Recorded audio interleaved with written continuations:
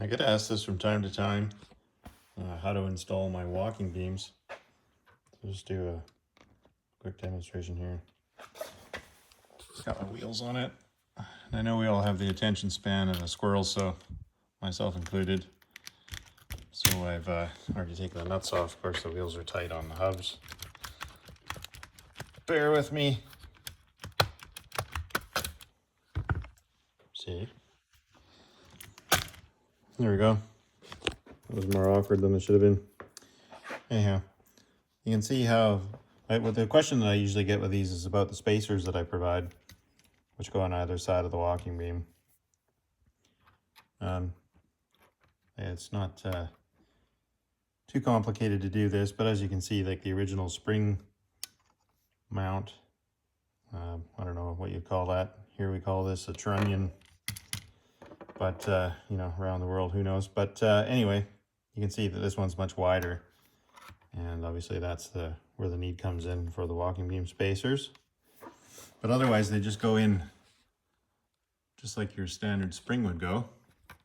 You remove the bolts and place this in there. The way the walking beams are set up is they would essentially give you the same clearance that you have with no load on the spring. So obviously in a situation where you're carrying weight with the spring, it would collapse and you lose some ground clearance, and eventually this just has trailer axles in it, but they do work on trailers as well. It's the same thing, but this is just from my bench, so I don't have any proper driven axles in it. But these eventually, the shocks would bottom out, and there's tabs on the differentials that would hit the frame long before you know, you really have much movement in these springs. So at least with these walking beams, are able to float back and forth because they don't collapse. They do ride rough, I'm not gonna lie, but they keep that little bit of articulation that you would normally have before your shocks run out of travel or the differentials bottom on the frame.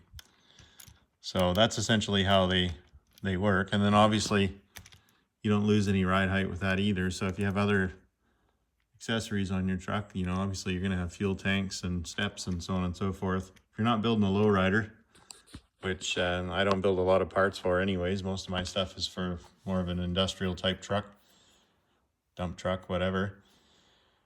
It yeah, just keeps that stuff up so that you're at basically your highest ride height that you would be out of the box with no weight on the chassis.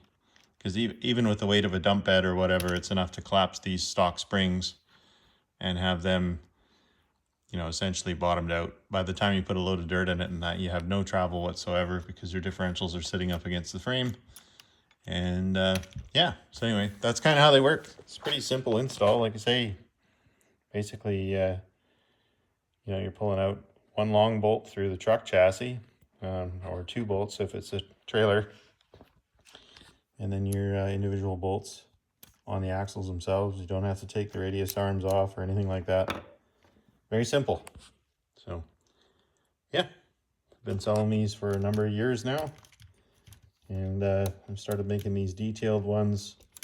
The original ones I made were multiple pieces with some little U-bolts and stuff put on them, fake U-bolts to add details and all that stuff. And then I got a CNC milling machine here 3 years ago and started making these to make them look a little bit better. So yeah, they work pretty good. If you guys want a set, let me know. And for anybody that needs an explanation as to how they work, here you are.